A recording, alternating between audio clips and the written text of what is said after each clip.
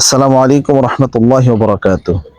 সূরাতুল কাউসার দিয়ে আপনি দূরে থাকা মানুষকে বশ করতে পারবেন, কাছের মানুষকেও বশ করতে পারবেন, সে জানতেই পারবে না যে আপনি তাকে বশ করে রাখছেন।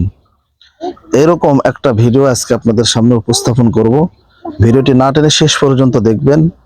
যারা আমার দোয়ার ভান্ডার চ্যানেলটি সাবস্ক্রাইব করেছেন তাদেরকে অসংখ্য ধন্যবাদ, জাযাকুমুল্লাহ খায়রান। আর যারা নতুন দর্শকবৃন্দ আছেন, ভাই ও বোনেরা, তারা অবশ্যই দোয়ার ভান্ডার চ্যানেলটি সাবস্ক্রাইব করে রাখবেন। এরকম নতুন নতুন বশীকরণ, ইসলামী ইলমি আলোচনা পাওয়ার জন্য আমাদের চ্যানেলটা সাবস্ক্রাইব করে বেল বাটনটা অন করে দিবেন।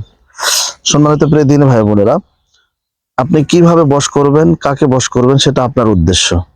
কিন্তু বশ করাটা যেন হালাল হয়, হারাম যেন না হয়, কোনো কুফরি কালাম দিয়ে যেন না হয়। আপনি সর্বপ্রথম বশ করার আগে ভেবে চিন্তে নিবেন যে আমি যে কাজটা করতেছি সেটা কি হালাল না হারাম। যদি হালাল হয়ে থাকে তাহলে 100 বার করেন, কোনো সমস্যা নেই।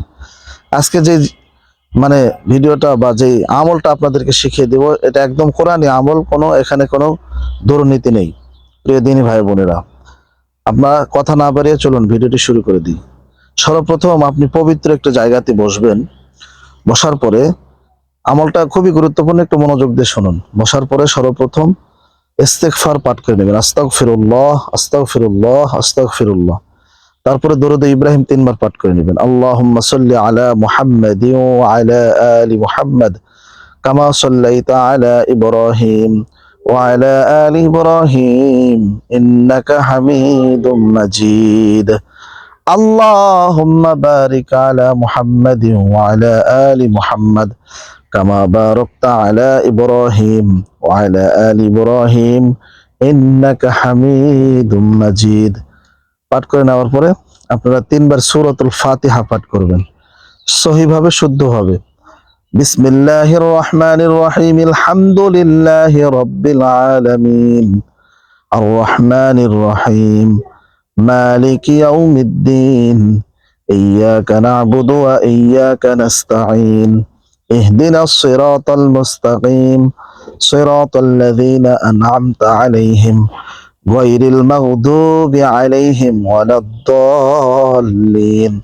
এইভাবে 3 বার সূরা ফাতিহা পাঠ করবেন।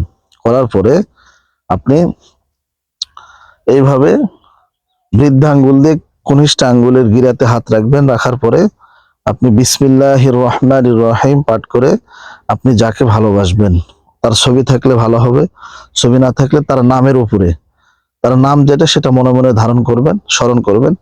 করার পরে তার নামের উপরে 33 বার, ঠিক আছে, সূরা কাউসার পাঠ করবেন। এইভাবে বিসমিল্লাহির রহমানির রহিম, ইন্না আ'তাইনাকাল কাউসার ফাসাল্লি লিরাব্বিকা ওয়ানহার ইন্না শানিআকা হুয়াল আবতার। ঠিক আছে, পরে আবার পড়বেন বিসমিল্লাহির রহমানির রহিম। তার নাম তো আপনার মনে আছেই, তার নামের উপরে আপনি পড়তেছেন, ফটো দিতে হবে না। ইন্না আ'তাইনাকাল কাউসার ফাসাল্লি লিরাব্বিকা ওয়ানহার ইন্না শানিআকা হুয়াল আবতার। আবার পড়বেন ইন্না আ'তাইনাকাল কাউসার ফাসাল্লি লিরাব্বিকা ওয়ানহার ইন্না শানিআকা হুয়াল আবতার। এভাবে 33 বার পরে আবার পূর্বের মতো ইস্তিগফার পাঠ করে নেবেন, দরুদ ইব্রাহিম পাঠ করে নেবেন। সূরা ফাতিহার পড়তে হবে না। এই আমলটা আপনি 3 দিন করবেন। যে কোনো একটা পবিত্র জায়গাতে বসে 3 দিন আমলটা করবেন।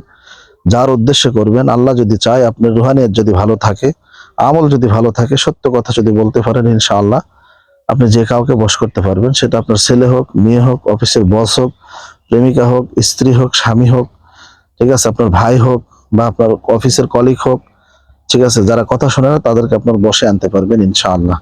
আজকে দেখেন, এই দুনিয়াটা চলতেছে কালো জাদুর উপরে।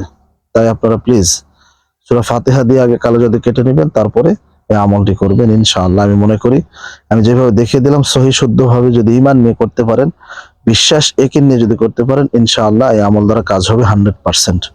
ভালো থাকবেন, সুস্থ থাকবেন। ভিডিওটি ভালো লাগলে শেয়ার করে দিবেন। আসসালামু আলাইকুম।